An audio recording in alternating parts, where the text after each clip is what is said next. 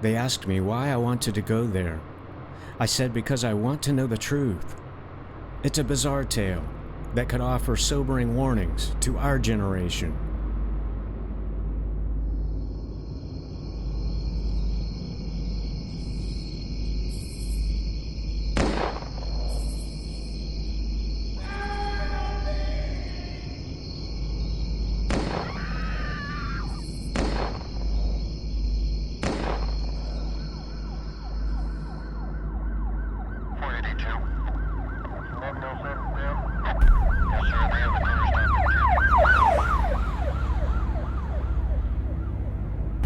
Sharon Halstead killed longtime friend Lynn Green and also shot Lynn's husband David and their 3-year-old boy Nathaniel. But why? In short, an angel made me do it. Today, the fascination with metaphysics, mysticism, and channeling has never been greater. It will take me about a minute to bring her through. Working with a spirit energy comes with challenges because there's no control. So I get a lot of energies. Are there any messages for you? Spirits of the dead, angels from heaven, ascended masters, and aliens appear as benevolent supernatural beings from beyond. But just who are these otherworldly visitors? If we listen long enough, their messages reveal a similar pattern. Could it be a sinister plot to destroy mankind?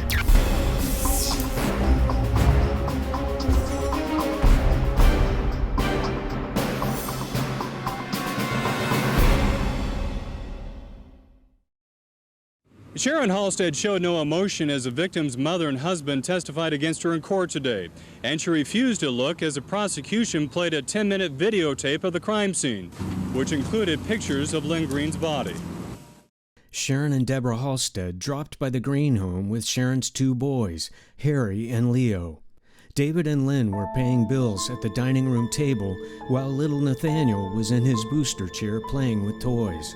Later, Lynn noticed someone had scribbled on the bathroom walls, and she asked the Halsteads to leave.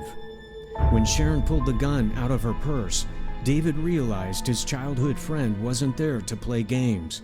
He ran out the sliding glass door to get help. Sharon followed him outside and shot him in the back.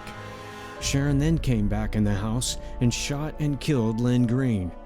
Then she walked over to the dining room table and shot Nathaniel in the face.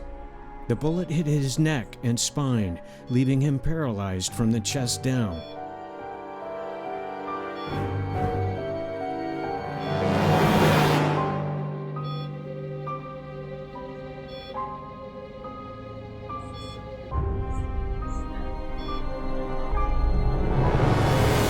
Crime scene video shows how David ran across the street and banged on the neighbor's door for help, then ran back across the street to the next door neighbor's home, where he collapsed inside the front door in a pool of blood.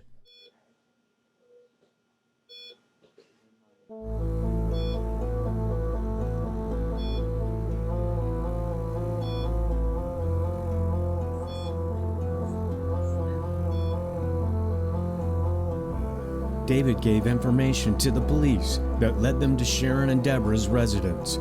There they found a red truck which was listed as stolen from Newburgh, a small town about 230 miles to the north.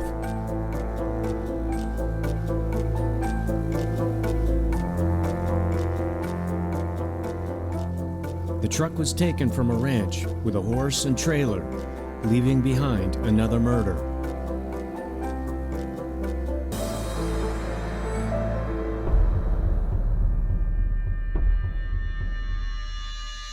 The Halstead sisters were arrested and later charged with 2 aggravated murders among numerous other charges.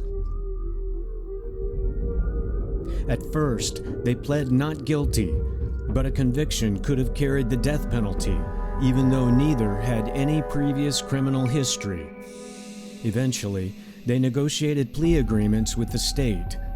Deborah agreed to provide a sworn statement about the killings. Since she didn't pull the trigger, she received a lesser charge and sentence.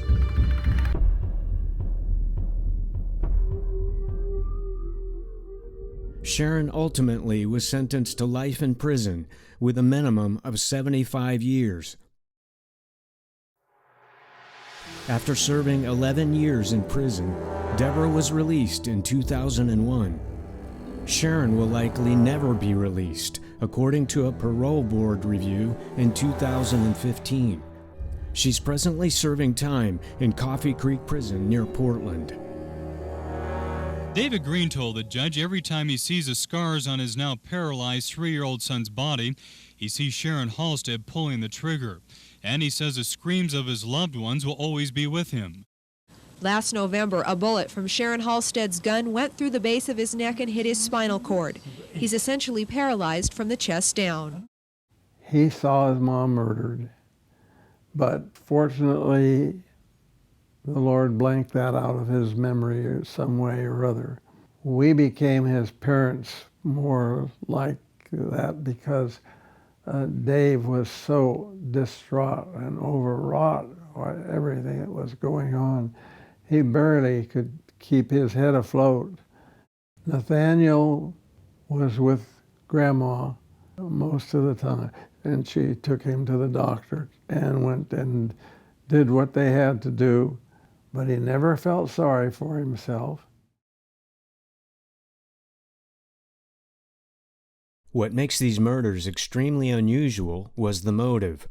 It all started with a Bible study group in Grants Pass, Oregon in 1983.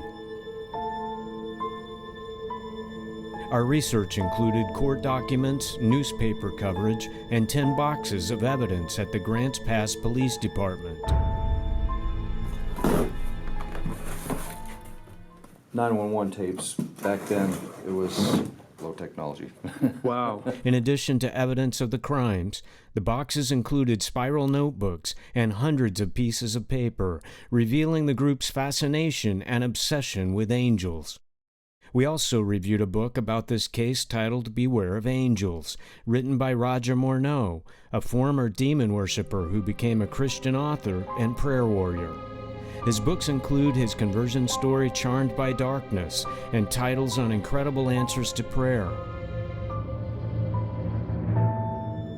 In 1996, as part of his research for Beware of Angels, Roger went to Oregon to interview Sharon and Deborah Halstead in prison. This group of 19 people up in Oregon between 1983 to 88, that's right. They had prayed to see angels. They felt, like many of the evangelical churches in this country, that the time had arrived to petition God and, hey, let's ask Him to do something for us. To send His angels to come and talk with us like the people did in the Bible times, you see. And the angel that came and says, we come from the throne of God. Beautiful, glorious angels. Over a 5-year period, the group documented interactions with 160 angels who made promises and won their confidence and love.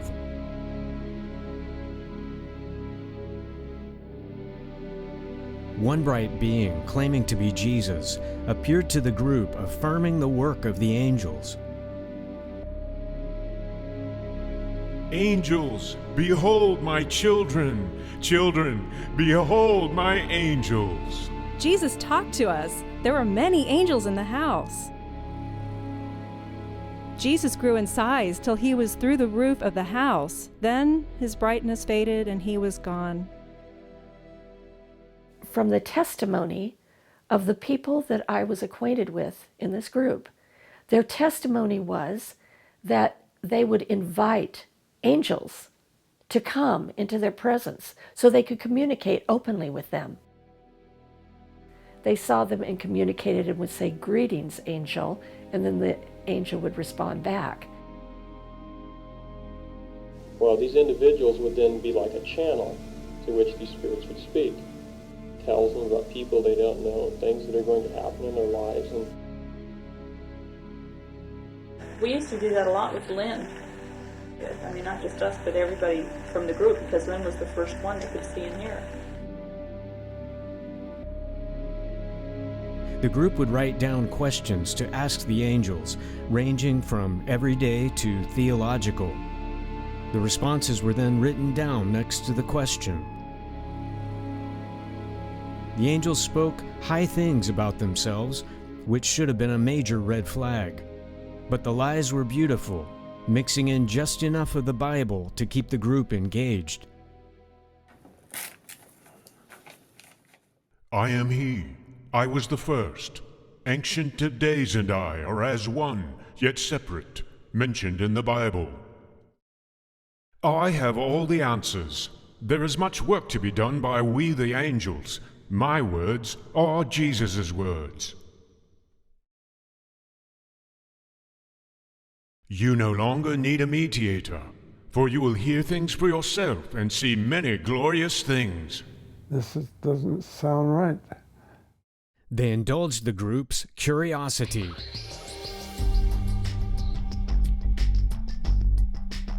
The angels brought gifts, some which materialized into physical form, such as flowers and gold chains. Other gifts were supposedly reserved in heaven, such as white horses and transparent pianos. Some members saw and spoke with the angels openly, while others seemed to communicate telepathically.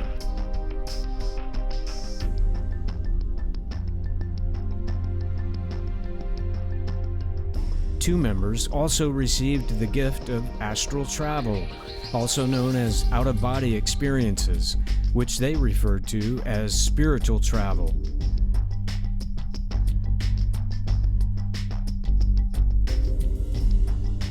Surely I can take you to distant lands. Tell no one of these great voyages that you go on.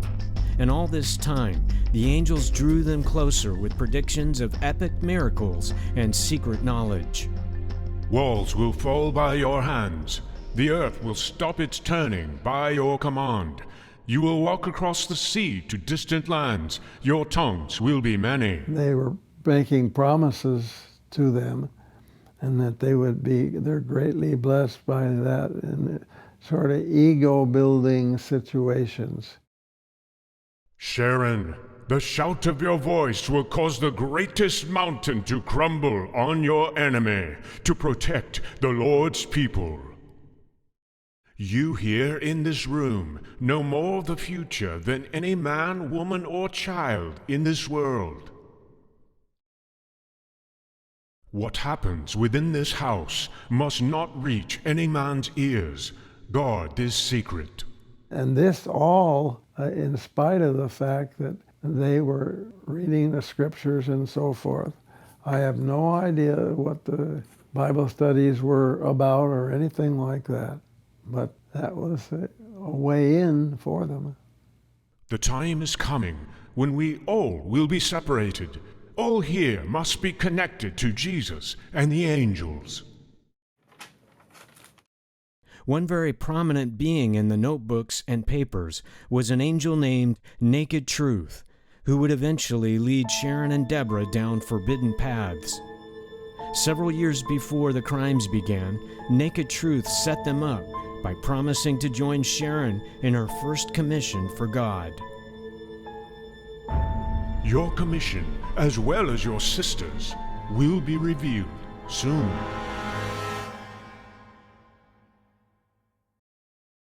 Will grew up in a Christian home. As a teenager, he studied psychology and self-help books. In the early 1980s, he sought out a psychic and later became a member of the Lighted Way New Age Center. There he began reading books by Alice Bailey, an occult priestess who channeled messages from a spirit guide named Joal Kuhl. I was immediately convinced that these books could not have been written by a human being. The language that was used in the books, the philosophical concepts were so advanced, this had to come from the divine realm. Being a person that didn't believe in the existence of Satan, there was no other realm that it could come from.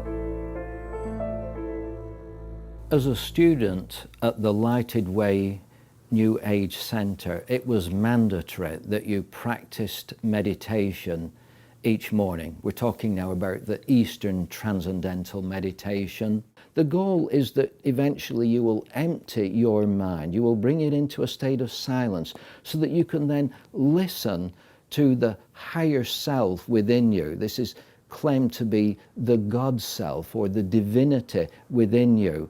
One morning, my back was hurting and I wanted to just quit that meditation, but there was a voice speaking inside my mind that was prompting me and saying, "Will, just persist." And so I was sitting there on the floor and I was doing the rhythmic deep breathing, and I was endeavoring to still my mind of all conflicting thoughts and ideas to try to bring your mind into a state of emptiness. Suddenly, it was as if someone would switch on an electric light bulb inside my head. And this light seemed to flood throughout the whole of my body. And the pain in my back seemed to disappear. Suddenly, this person stood in front of me. And when I first saw him, I thought, wow, it's Jesus Christ. This person looked just like the way artists have traditionally painted Jesus Christ to look. He had long golden hair that was resting on his shoulders, and he was wearing a long white robe. This spirit guide that appeared to me then communicated to me using telepathy. I could see that his mouth was not moving, but in my own mind I could clearly hear he told me that he was not Jesus Christ, that he was the master Joel Kuhl. Now, I was familiar with that name Joel Kuhl. The Alice Bailey books clearly describe that on planet Earth there are 49 of these ascended masters. These are God's representatives on planet Earth. They are human beings that have highly evolved themselves through strenuous practice of yoga and transcendental meditation and other occult techniques, and that they have now become immortal in their flesh and blood bodies. New Age teaches that they live as recluses, usually in the Himalayan mountains, but in other reclusive parts of planet Earth. New Age teaches that Jesus Christ is one of these 49 ascended masters, and that this Joel Kuhl is also one of these ascended masters, and that he has mystical powers. I became a disciple of this spirit guide. Later, as I became more attuned and better equipped and skilled at being able to discern this inner voice, he could then communicate to me at any time, not just in the practice of transcendental or Eastern meditation. I could be driving my car down one of the Los Angeles freeways, and all of a sudden he would speak to me and he'd say, "Will, I need you to go somewhere else and do something different than what you had originally planned to do." The spirit guide sent Will to northern Scotland for 6 months. I was a member of the Findhorn New Age community and actually worked for Findhorn Press, a publisher of New Age materials. Findhorn has been described as the Vatican City of the New Age movement.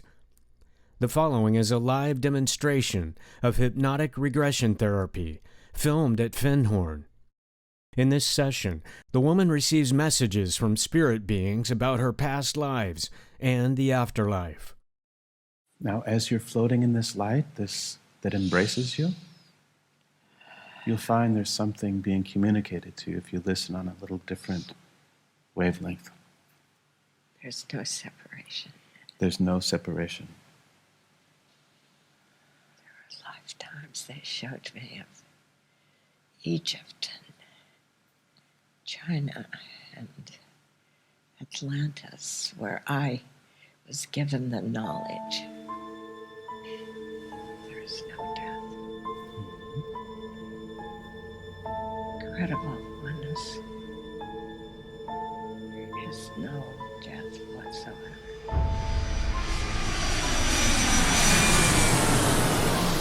Will returned to the U.S., and there he entered what he calls the New Age nightmare.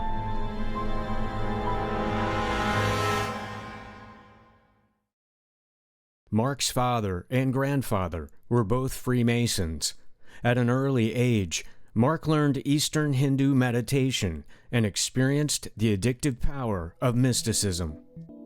Around the age of 10 is when I first had my encounter with a spiritual being that had presented itself after I'd gone into a deep trance.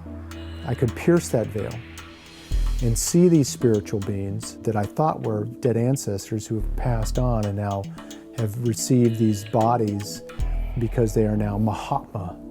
They're enlightened descended masters.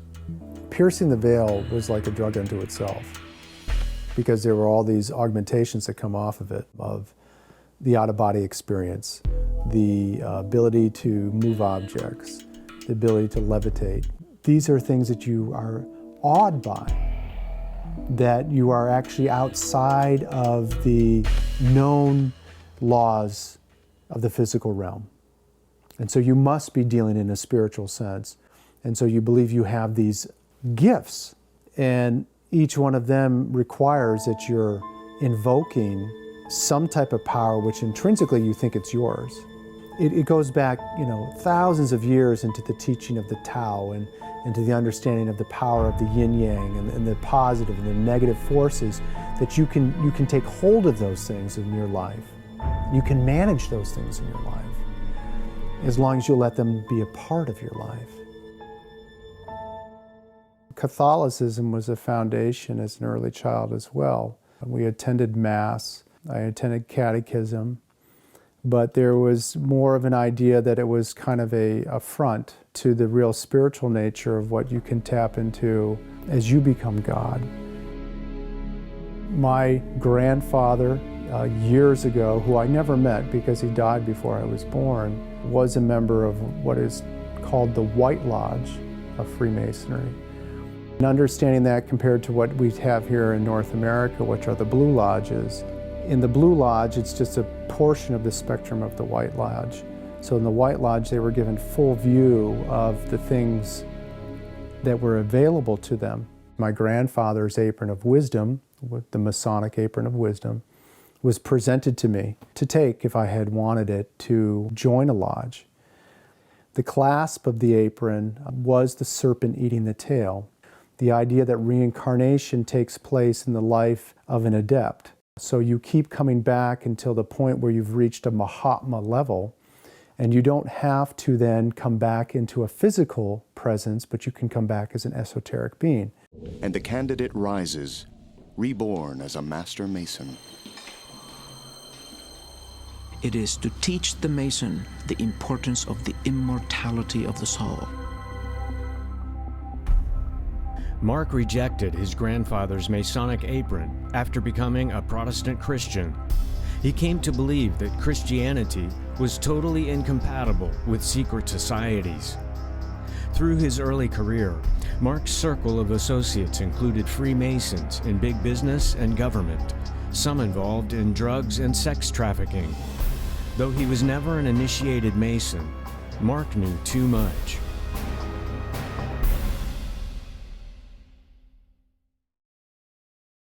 In his quest to find spiritual meaning, Adam studied Buddhism and occult teachings of Aleister Crowley, the controversial Bishop James Pike, and a religion called Eckankar. Crowley defined magic and mysticism as communication with beings who exist on a higher plane than ours. In 1904, a supposed disembodied spirit dictated messages to Crowley, which he wrote down and later titled The Book of the Law, which declare, "Do what thou wilt." Episcopalian Bishop James Pike also communicated with spirits of the dead. After his son committed suicide, Pike participated in a televised seance to contact his son through the medium Arthur Ford. He later published a book about these paranormal experiences titled The Other Side. Where will eternity find you? When I die, I will be just the Jim Pike I am now. I think living on and on with the hang-ups that I have and barriers and blocks continue to be worked on through encounters. Adam became a member of Eckankar, which teaches that God speaks to his immortal creation through sound and light, and by chanting to Hu, which they call the Holy Spirit, the mind invokes these sensory experiences. Hu is not the biblical Holy Spirit, but an ancient Egyptian sun god. At lower levels, this light and sound will manifest and come into a matrix, sometimes as a master, sometimes as an angel.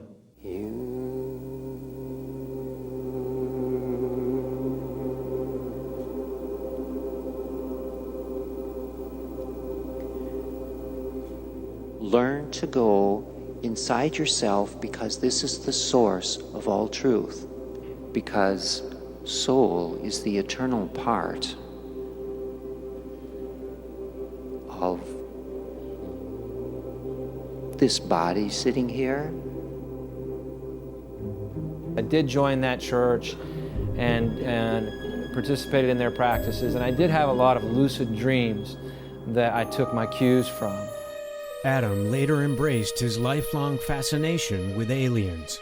And I was very awake, although I was still asleep, and there was someone standing in front of me, an intelligent being. And so I started plying him with questions, the nature of reality, and he gave me some very philosophical answers. One thing I asked him, I says, "Do I know anybody from your realm?" He said, "Yes, there's one." And he gave me her name. She became my twin flame, my soulmate. And I think the draw, the appeal as it was for me, is that, well, at least I've got one person who knows me through and through. They're there 24/7. They show me attention. Sometimes it's very negative attention. So many different ways of trying to entice me to take my life so I could rejoin her on the other side. One day, Adam was impressed to visit a particular bar. There he played pool with a mysterious man. Later, they walked outside. And he just asked me point blank, he says, "What do you want?" He says, "I want to know the secret." He says, "Who do you serve?" I says, "No one." He says, "No, everybody serves somebody. Who's it going to be?" I says, "Myself." He says, "So be it." The man gave Adam a spiritual name, then drove him to a large parking lot where he told Adam to look for a certain car with the keys in it. I get in, I start driving, and I'm thinking, man, I'm not in Kansas anymore. Who was that guy? And right about that time, I passed a temporary electronic road sign that said, "There is no legal limit." I brought it up to 90. Right about that time, a double helix I see turning out just outside the windshield. It's made of shadow and light. And I'm thinking, yeah, DNA, small particles, surely I can apply my mind to change my DNA and overcome death. I can live forever. Just off the freeway, Adam stopped by an emergency room. He felt strongly that he might find a clue about his life path there. As he sat in the waiting area, paramedics wheeled a man in, and a young woman, following behind, came and sat next to Adam. She said her boyfriend had been communicating with aliens and had attempted suicide in order to join them. When Adam didn't take his life, the so-called aliens weren't so friendly anymore.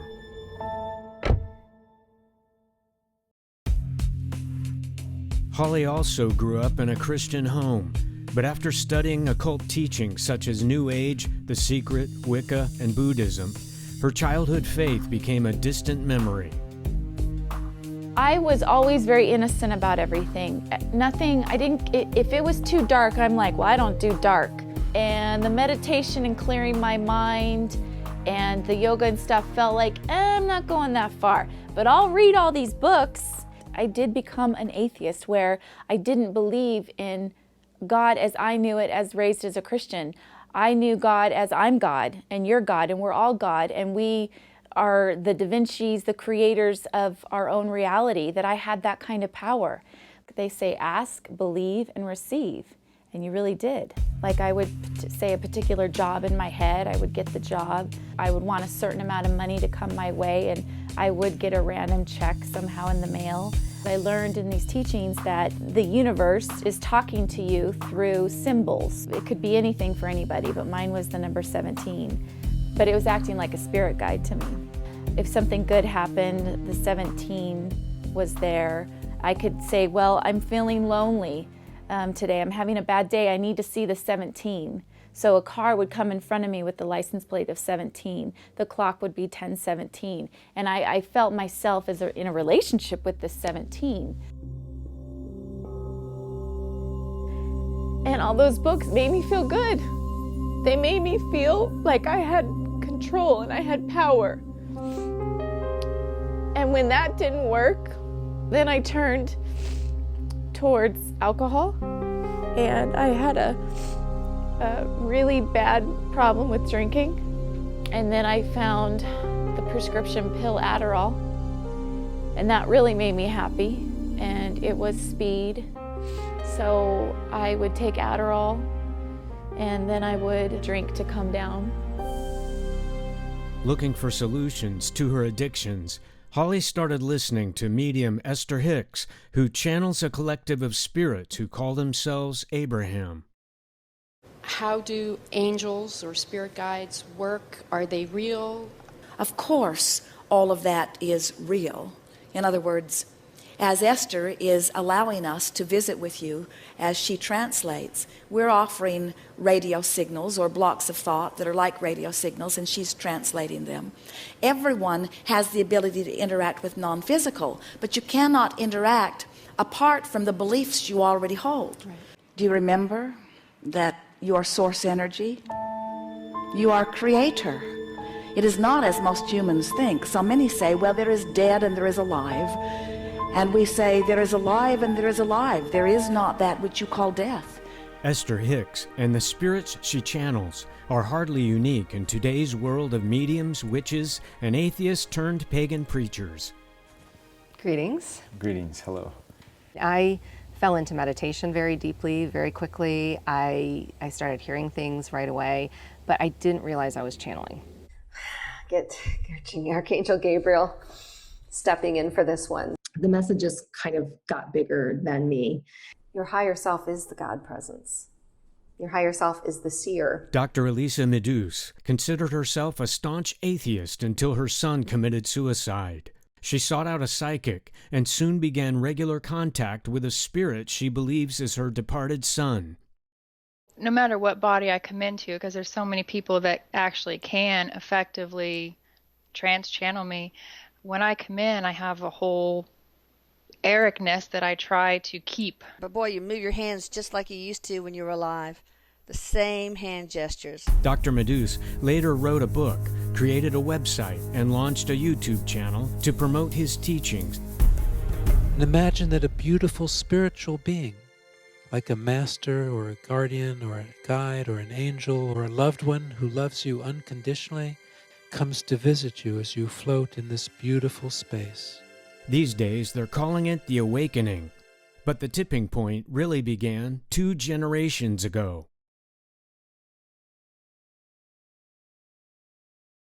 The American Film Institute ranked It's a Wonderful Life as the #1 most inspiring film of all time.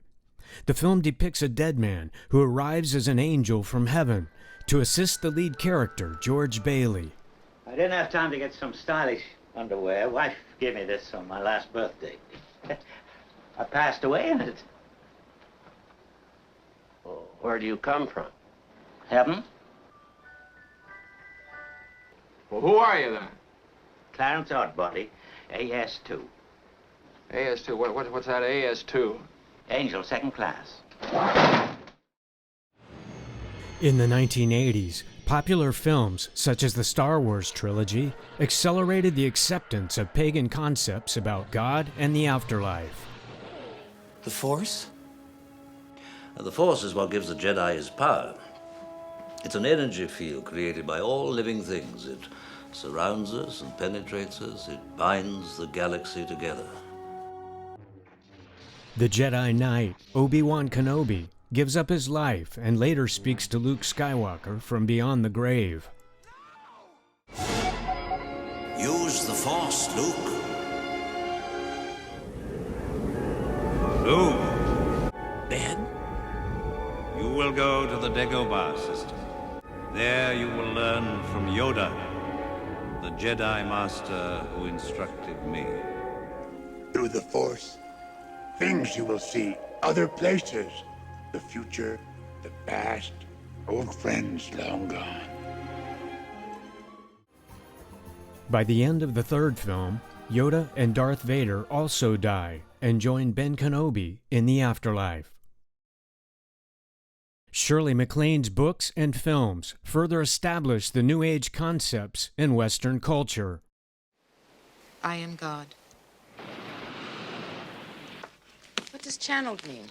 Spiritual entities sometimes use human beings as mediums through which to pass on information from the other side. This question of trans-channeling, it is the same question really as do we die when we die? I mean, is it over and out? Trans-channeling to me is a kind of proof, if you will. The human soul exists on some level everywhere all the time. Which is what organized religion has basically been telling us. Sure.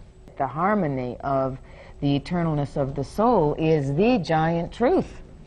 Well, sometimes when I meditate, I leave my body. Where do you go, David? Well, I go anywhere I want. And then I felt myself lift out of my body. I lifted not only above myself in the water, but right through the roof of the building. And attached to my body was a thin silver cord. The only difference between what you just experienced and dying is that when you pass over for the last time, your silver cord snaps. You learn how to meditate and allow yourself to just be. Allow your own consciousness. That is this sort of nattering voice that tells you all the time what you're doing wrong, what you should be doing, etc.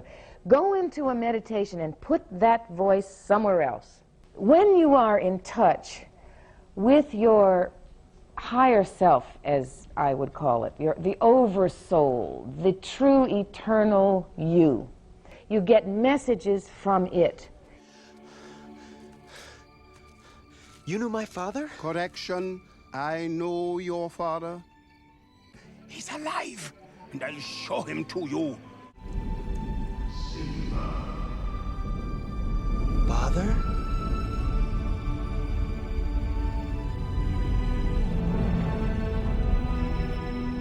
In the 1990s, animated films made spiritualism look harmless, the belief that the living can communicate with the dead.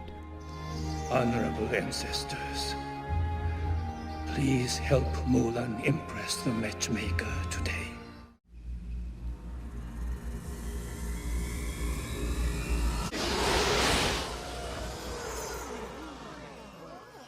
At the same time, medium John Edwards took spiritualism into the mainstream by channeling on primetime television. And that's when I got that analogy that the physiological body is just a vehicle. It is just the car. The soul is the driver. And, you know, what happened to your first car? Where is it? The most important thing that I'm trying to put out there is to show people that this is just an energy. And if I can connect with the energy, everybody can connect with the energy. I work on a project called SETI. Search for extraterrestrial intelligence? The success of Star Trek and Star Wars increased global interest in extraterrestrials and UFOs.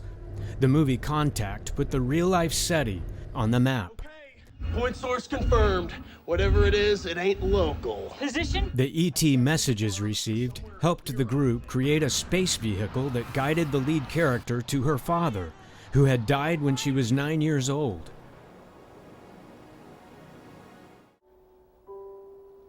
Hi, Sparks. Dad? I missed you.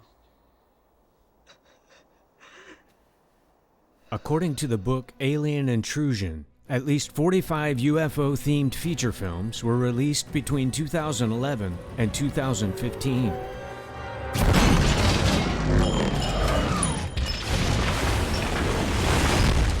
Is it demons? Demons? Can't rightly say. Today, many retired military and government officials claim that aliens are real and are making regular contact with mankind. Visiting with them is almost like a near-death experience. But the psychic shock is coming back and comparing what I saw with them and what I have to see here every day. I've never spoken at a conference in the last 10, 15 years where there wasn't at least one or two of them in the audience. They're in our midst and they are family. Now, I get into an altered state in the middle of the night. I've been doing a lot of remote viewing, and I go out. But sometimes, when I'm in that altered state, they come in. They pour information into my head. Information about what? Everything. Life, death, infinity.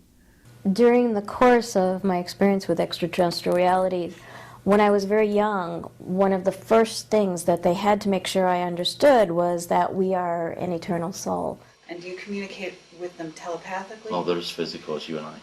Okay. And yes, it would be telepathic. They can even communicate with what we call the other side. Let's just say that with the death of my son, they helped me visit with him one time. Apollo 14, this is Houston. How do you read? Dr. Edgar Mitchell was the sixth man to walk on the moon. Okay, Ed, relative to the sensor. Along with Bob Dean, Clifford Stone, and others, he claimed that the U.S. government had been covering up the existence of UFOs. He also believed that science could explain human consciousness and the existence of the afterlife. But it turns out that if we use quantum mechanics to start to understand some of these parapsychological type issues, we make great progress using the tools of science, but approaching the concepts of mysticism. The spirit, claiming to be Eric, explains the afterlife using scientific concepts. And he says the soul is made of neutrinos. So those are tiny little particles that were discovered because they were able to pass through lead onto some sort of measuring device. When you die, those particles turn into a waveform, and those waves are carriers of information. My children, I am the door of heaven and the help on earth. Each of my statues is a sign of a presence of mine and reminds you of your Heavenly Mother. I am Mary, the Queen of Heaven and the Queen of Angels. The Roman Catholic Church adopted its own ascended masters, such as saints and the Virgin Mary, who is worshipped as a co-redeemer of mankind. In the 20th century alone, more than 400 apparitions claiming to be Mary were reported worldwide. Most Christians don't know this, but the belief in the immortality of the soul actually infiltrated the church by the 2nd century AD. In Alexandria, Egypt, early church fathers like Clement and Origen refused to teach Christianity unless they mixed pagan ideas. Today's many varieties of entities, including so-called Christian manifestations, are inconsistent with the Bible. The Bible clearly teaches that God alone is immortal, that the dead are really dead, and that immortality will be given to God's friends at the second coming of Jesus, and not before. If the Bible is true, then there is indeed a great and cunning deceiver of mankind. One of the statements I read in an Alice Bailey book that really impressed me was the statement that Satan did not exist. Evil within us is simply a matter of our own personal ignorance. If the devil doesn't exist, then everything that you're experiencing and that you're involved in must be from God. There is really no escape because there is nowhere to escape to. We're caught in a great controversy, a great war between God and Lucifer, who was at one time the highest angel in heaven, the most powerful, the most beautiful, the most eloquent, the most talented angel. Something happened in his heart, and he turned against God one day and began a war that actually was carried out in heaven for a while until God finally chose to expel him. The book of Genesis features a tempting serpent that charms Eve to doubt God, saying, "You will not surely die. God knows that when you eat the fruit, your eyes will be opened, and you will be like God, knowing good and evil." After mankind chose a different God, Satan became known as the god or prince of this world. Who are you? I have so many names. Satan. Call me Dad. But the Creator had already devised a plan to save fallen humanity. The Bible teaches that Jesus is the creator of the universe and that he became a man and offered his life as a ransom in order to destroy him who had the power over death, that is, the devil, and release those who through fear of death were all their lifetime subject to bondage. We're afraid of being sick. We're afraid of being persecuted. We're afraid of a lot of things, but the most threatening of all, that we're afraid of non-existence. We don't want to ever even think about not being alive. For the living know that they will die, but the dead know not anything. In order for a light bulb to make light, it has to have current passing through it. If you take the current away, the light goes away too. And the Lord God formed man of the dust of the ground, and breathed into his nostrils the breath of life, and man became a living soul. The word soul in Hebrew is nephesh, which means person. A person doesn't have a soul, a person is a soul. Then shall the dust return to the earth as it was, and the spirit shall return unto God who gave it. The word spirit in Hebrew is ruach, which refers to wind or breath, not a conscious entity that goes somewhere in the afterlife. If man was naturally immortal, then God would not be in total control, as the Bible teaches that he is. But I will go and wake him up. Jesus actually referred to death as a sleep. If he is asleep, Lord, he will get well. Lazarus is dead. Martha, the sister of Lazarus, confronts Jesus because he didn't come and heal her brother. Your brother will rise to life. I know that he will rise to life on the last day. I am the resurrection and the life. Those who believe in me will live, even though they die. And those who live and believe in me will never die. Is this a contradiction? The answer is found in John chapter 5, where Jesus describes two resurrections. The first is for the friends of God, and the second is for those who reject him. The time is coming when all the dead will hear his voice and come out of their graves. Those who have done good will rise and live. And those who have done evil will rise and be condemned. Lazarus! Come out!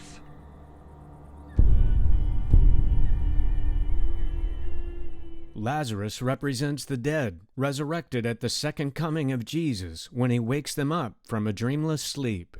In this sense, they never die, because their death is not permanent. But those who are raised in the second resurrection are judged and then destroyed, along with the devil and his angels. Their death is permanent. That's why the Bible describes it as the second death. Just as Sodom and Gomorrah is no longer burning today, so evil will be eternally punished because it will forever cease to exist, which is the complete opposite of immortality. The most famous Bible verse in the world says it plainly. For God so loved the world that he gave his only begotten Son, that whoever believes in him should not perish, but have everlasting life.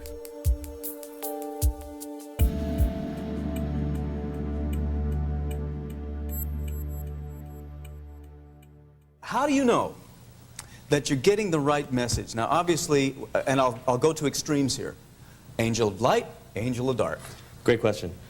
Myself, also being Christian, raised Catholic, very into the whole prayer aspect of the work. To me, anything that I do before I do this, and this is just my thing, and I say it clearly, I pray the rosary before I do this, and then I do it after again. The Bible offers itself as the only safeguard against deception. If they speak not according to this word, it is because there is no light in them. God's angels will never contradict the teachings of the Bible. Although the Bible study group members were sincere Seventh-day Adventist Christians, the sensory experiences were powerful, and eventually the angels led them to believe things that were not biblical at all. For example, Documents show that the group spoke with supposed archangels Uriel, Raphael, and others. But the Christian Bible names only one archangel. His name is Michael. The references to Michael in the books of Daniel, Revelation, and Jude strongly imply that this being is none other than Jesus Christ. Since the Bible describes God as infinite and unsearchable, he can only be known if he reveals himself. Just as Jesus is a revelation of God to man, Michael must be a revelation to angels. Other than Michael and Gabriel, the Bible doesn't name individual angels. No doubt their power and beauty could be worshipped, which is exactly what happened in this Bible study group. The angels also taught them that pets and humans don't really die. A being calling itself Angel of the Creatures promised to take Sharon's dead pet to heaven. The next day, they asked, "Is Ginger gone?" Answer, "Yes, her spirit." Later, the group asked the angels, "When man dies, does his soul go back to God or die with him?" Answer, "The soul returns from whence it came, God." Notice the subtle deception. The angel seems to paraphrase Ecclesiastes 12, verse 7, but applies a pagan dualistic meaning, that the body and soul are separate entities. Nearly 4 years after Sharon received this message, her son Leo began channeling messages from the angel calling itself Naked Truth. They had not done anything wrong before, but once they became involved in this kind of, quotes, ministry, they began to hear things, and I believe they were real voices speaking to them. The angel said, God wants you to know this. He owns the earth and everything in it. Now we're going to tell you, God wants you to go into certain stores and take objects that belongs to him, because these people that owns these stores are totaled. In other words, they're totally controlled by demons. Being totaled meant more than demon possession. It meant that a person's spirit or immortal soul had been permanently removed from the body, and that person no longer existed. This deception is a key to the murder motive. So he says, you're going to go down to this major store, and you are going to walk out with a 27-inch television set. Then you're going to go back again 4 more times. But every time you're going to enter there, we're going to make not only your clothing to be different color and different style, but also your facial expressions. So if the camera shines on you, don't worry. They won't recognize you. They won't recognize you. And they did that, and after that, they were hooked for good. They were stealing from stores. They were slashing tires. Then the angel, a little while later, said, God has got a special job for you. There are 6 individuals that he wants you to destroy. When Sharon and Deborah hesitated, the angel Naked Truth told them that they would also be totaled if they didn't obey. Deception and fear drove them to an unthinkable choice.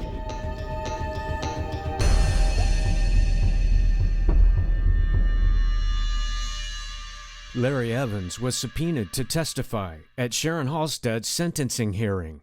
At the time, he was a church official at the Oregon Conference of Seventh-day Adventists and dealt with splinter groups. The kinds of things that they were saying in the name of Christianity was just horrible. The theology and the immorality that they were talking about was nothing that my church ever stood for.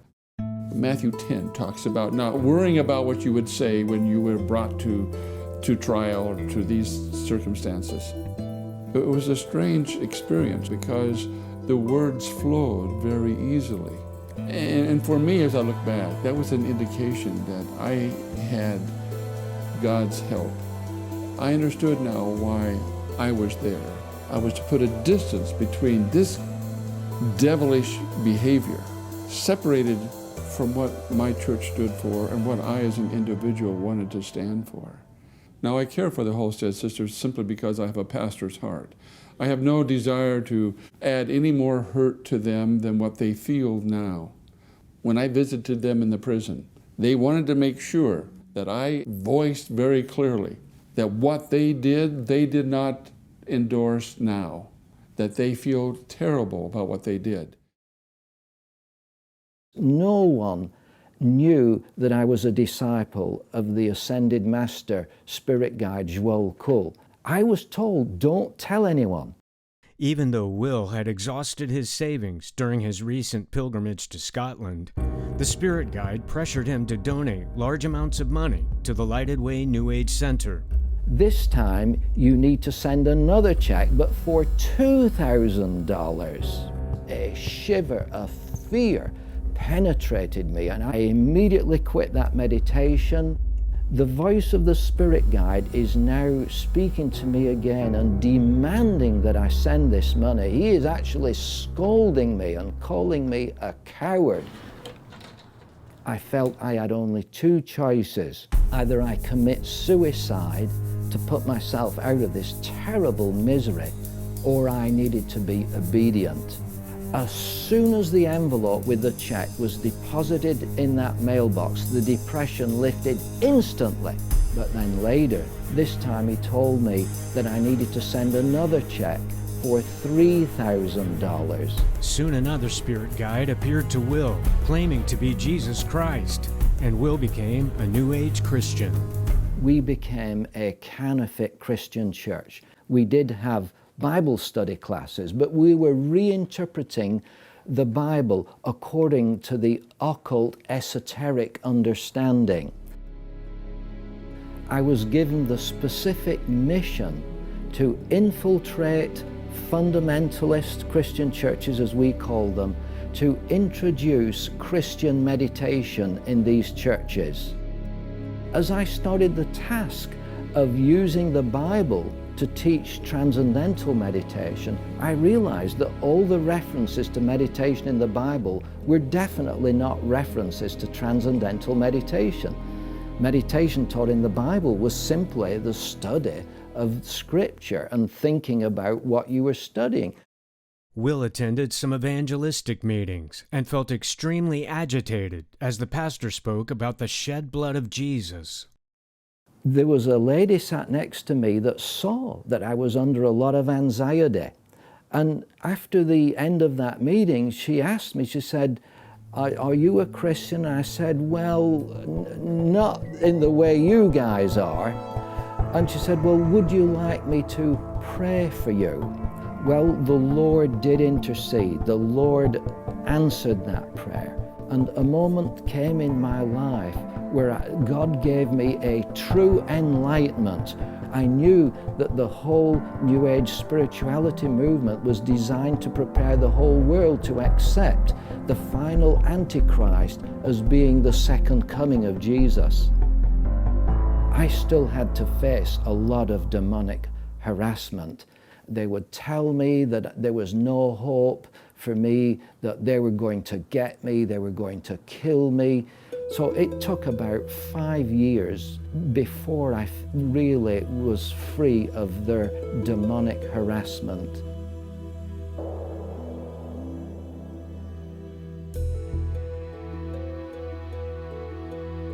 Mark drove to his cabin in upstate New York for a holiday. Along the way, he processed the gravity of rejecting his grandfather's Masonic apron and the lifestyle and people attached to it. Though I was making an extraordinary amount of money and sitting next to celebrities and being introduced to some very powerful people, there was an empty feeling inside that was not going to be filled by anything. And it wasn't until that I asked the Lord, if this is real, if there is something about you, I want to know about it.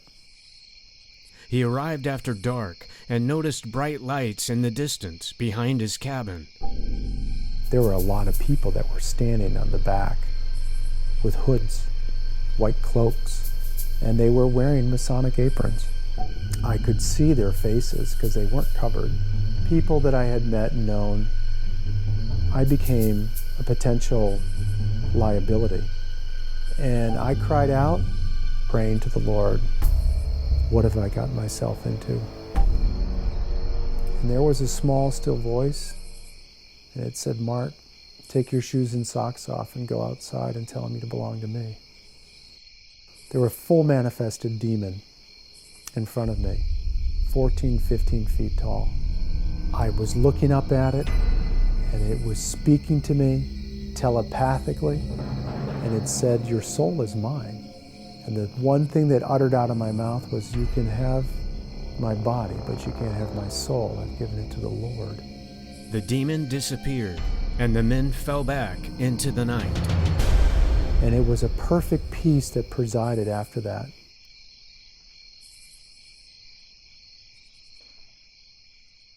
And I woke up the next morning, I went into that town, and I went into that diner, and there were a couple individuals sitting right there in the diner that I had seen the night before. And they had asked me how I had slept that night. And I said, I slept great. Mark had heard the same voice that called to Moses from the burning bush, saying, take your sandals off your feet, for the place where you stand is holy ground. The God of the Bible overturned every other power that weekend, and Mark saw firsthand that true Christianity is not just another religion, and the Bible is not just another book sitting on a Masonic altar. Later, Mark received a sobering call from his father. Don't get out from behind his shadow. And he meant the shadow of God Almighty. Because if you get out from behind his shadow, Mark, you're going to end up with a bullet in your head.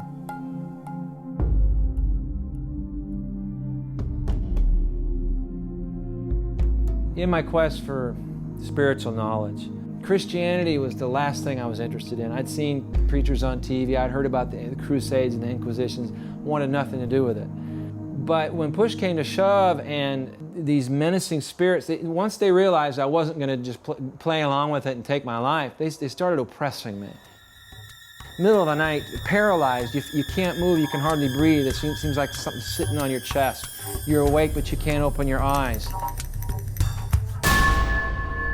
The only thing that worked was to call on the name of Jesus.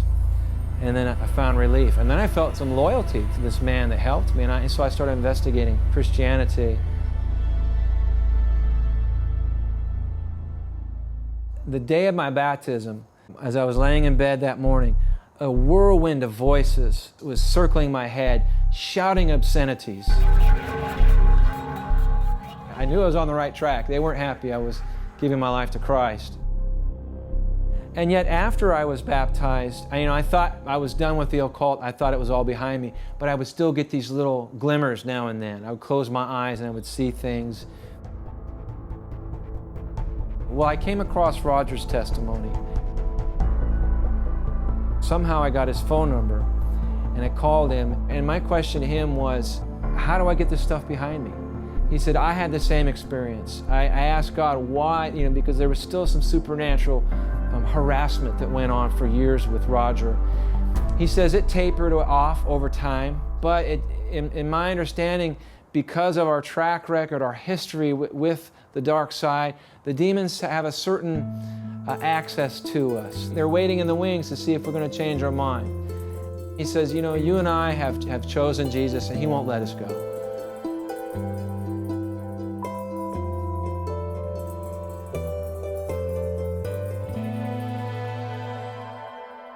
I thought, all these books are great and this way of teaching, I'm learning a lot and I feel powerful, but I'm so cold. It really didn't give me the peace that it talks about. And I just felt like I wanted to reconnect with somebody that knew Christ again. It's almost like I couldn't call Christ. I didn't know how to call Christ. I was just sitting on the floor and it was Easter weekend and I just said a prayer. I said a prayer after like 5 years. I asked the Lord to come back in my life because I'm tired and I'm lonely and I want the relationship back. And I don't want to lose it this time. I do my Christian walk like I do my AA. It's day by day because this is a walk and this is a journey and we are in a battlefield. The Halstead murder case and the other accounts are sobering warnings that the first lie is indeed a deadly lie that has many faces. Greetings. I'm able since childhood to see energy and see people who've passed away. Satan looks at you and says, how can I personalize it for them? Through altered states of consciousness, mediums, channeling, dreams, and the media, Satan creates powerful sensory experiences for pagans, atheists, and Christians alike. Grandma comes to visit me sometimes. Cole, that's very wrong. Grandma's gone, you know that. The idea that the body and the soul can be separated was a great misconception I had at a young age. The idea that when you die, your soul transcends into this other state. And that was also something that I was being taught in the meditative state with these beings as well, because they were presenting themselves as dead ancestors. For they are spirits of demons, performing signs, which go out to the kings of the earth and of the whole world. Search your feelings, you know it to be true. Search your feelings, Lord Vader. You will know it to be true. It's not necessarily what happens in your brain, it's what happens in your feelings. The final deception coming on the world is the deception of the senses. Jesus warned of false Christs working epic miracles that will seem to come from God. In the end, the overcomers will not base reality on what they see or feel. I saw this large saucer-shaped object hovering. I looked again, and sure enough, there it was. It will not be about how much they know, but about who they know. He's allowed this controversy to play itself out for a long time. And it's not because he's lazy or not because he's weak. It's just because he wants the maximum number of people to be able to be saved and to become a part of his eternal kingdom. People ask me what I do, and I tell them I travel around the world to bring hope, and that hope is found in Jesus. There are many times when I have joy, but I don't always have joy.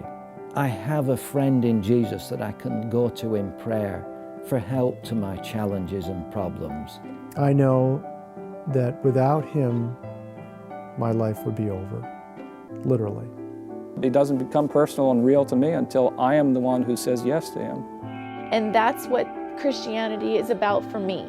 It's that personal relationship with my Father who never left me.